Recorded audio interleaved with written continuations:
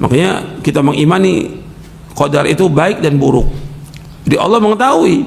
Makanya ketika kita ini susah, sulit, sakit, Allah tahu atau tidak? Tahu. Yang memberikan cobaan itu siapa? Allah. Jadi ngadukannya kemana? Kepada Allah. Sekarang banyak orang ngadukan kepada manusia. Ini menunjukkan kepada kebodohan.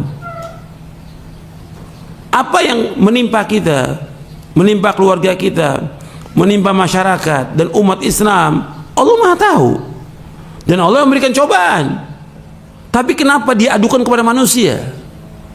Mesti ngadukan kepada siapa? Kepada Allah. Yang menghilangkan semua kesulitan itu Allah. Yang menghilangkan semua bencana, musibah, petaka hanya satu Allah. Dan Allah sebutkan dalam Al-Quran. Jadi harus kita ingat tuh, bukan diadukan pada manusia. Sekarang nih banyak orang yang dikasih cobaan sedikit sudah mengeluh pada manusia, sudah minta sumbangan pada manusia. Ini nggak punya harga diri, nggak punya muruah, nggak punya izzah. Nggak boleh dalam Islam seperti itu. Apa dia yang susah? Apa dia yang sakit?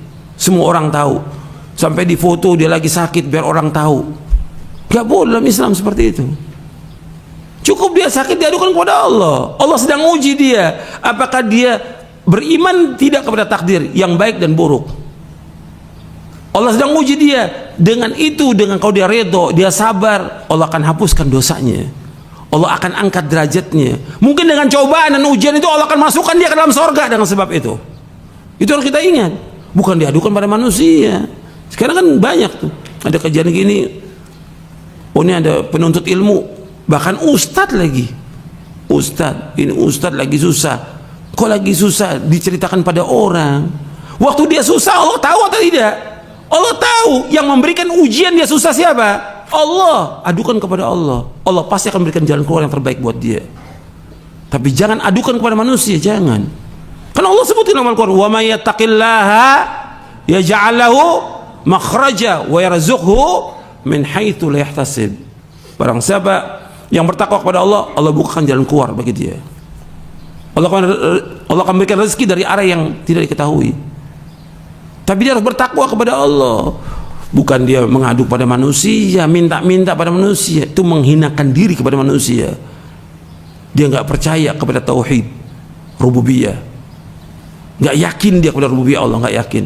Karena yang mengerjakan semua terjadi langit dan bumi, Allah yang kerjakan semuanya. Berbicara tentang qadar, berbicara tentang perbuatan Allah, tentang kekuasaan Allah. Al-qadar qudratullah. Qadar itu kekuasaan Allah. Kita wajib mengimani itu. Allah sedang coba kita dengan berbagai macam cobaan ujian, tapi adukan semuanya kepada Allah. Jangan adukan kepada manusia. Jangan mengharap pada manusia, jangan minta-minta pada manusia. Ini prinsip dalam kita beragama. Dan itu yang mengajarkan Allah dalam Al-Quran dan mengajarkan Rasulullah SAW. Semua tahu. Jadi jangan antum sampaikan kepada orang ketika antum lapar nggak punya apa-apa. Allah tahu atau tidak? Tahu Allah. Kenapa diadukan manusia?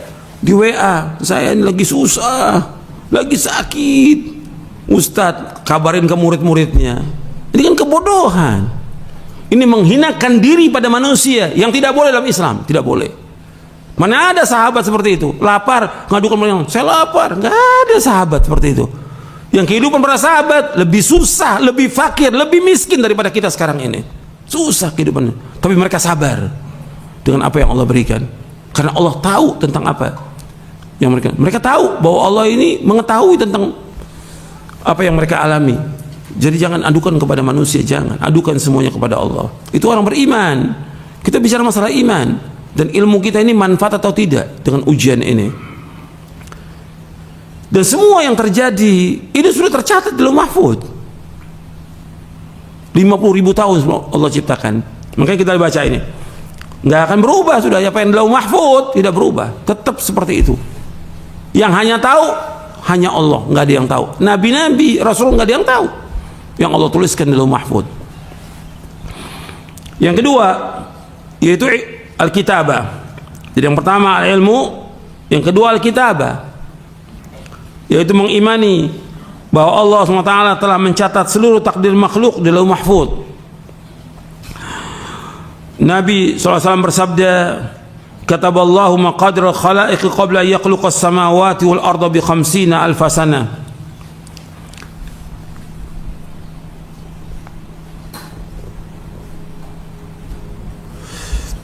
Kataballahu maqadir al-khalaiq, Allah telah menulis, kata Rasulullah SAW, Allah telah mencatat seluruh takdir makhluk qabla an yakhluqa as-samawati wal arda bi 50 alf sanah.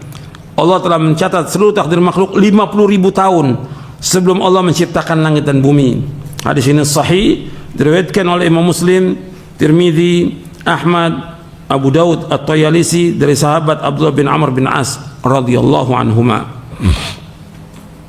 Nabi SAW juga bersabda, inna awwala ma khalaqallahu al-qalam. Qala uktub, qala rabbi wa madza aktub? Qala uktub maqadira kulli syai'in hatta taqum as-sa'ah.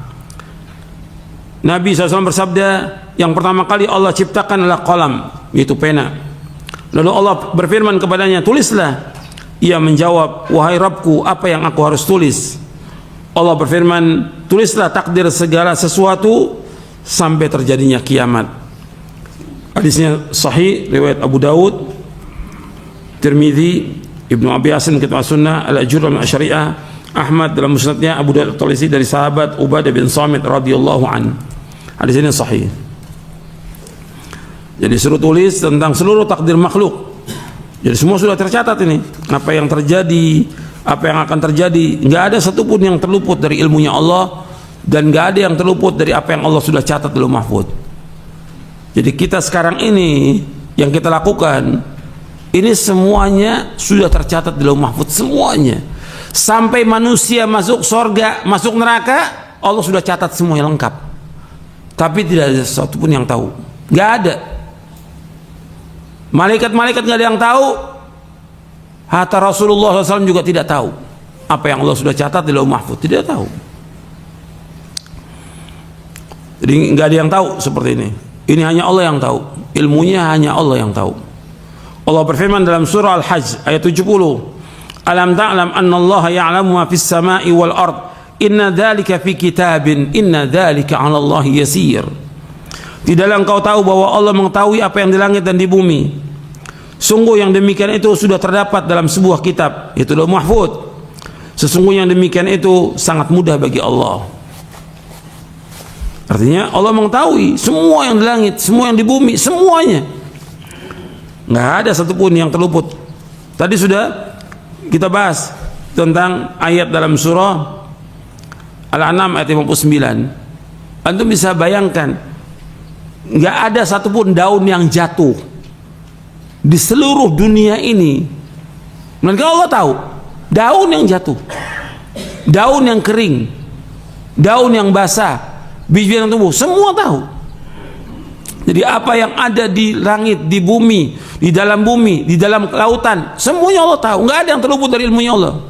Nggak mungkin ada sesuatu yang Allah tidak ketahui, tidak mungkin. Kenapa? Ilmunya Allah meliputi segala sesuatu, dan semua yang terjadi di langit dan di bumi semua sudah tercatat di Lauh Mahfuz, semuanya. Apa aja? Seperti yang sekarang terjadinya gempa, longsor, banjir, itu sudah tercatat 50.000 tahun sebelum Allah menciptakan langit dan bumi, sudah tercatat semuanya. Gitu. Makanya itu harus kita ingat bahwa Allah Maha mengetahui semuanya, semuanya tercatat di Lauh Mahfuz. Nggak ada satupun yang terjadi yang tidak tercatat, tidak mungkin, nggak mungkin.